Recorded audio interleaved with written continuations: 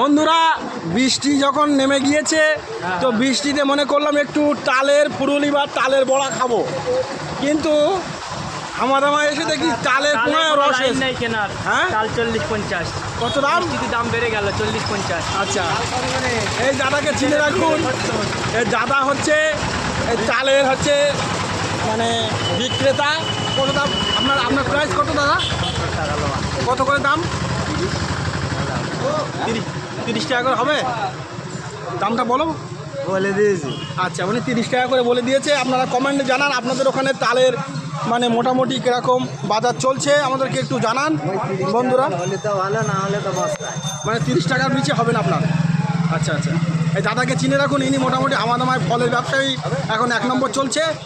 হ্যাঁ, আপাতত ব্যবসায়ী মানে সমস্যা চলছে বলে আপাতত এই ব্যবসার হাল। আর আমাদের নাজিবুল কি বলছে? তাল কিনতে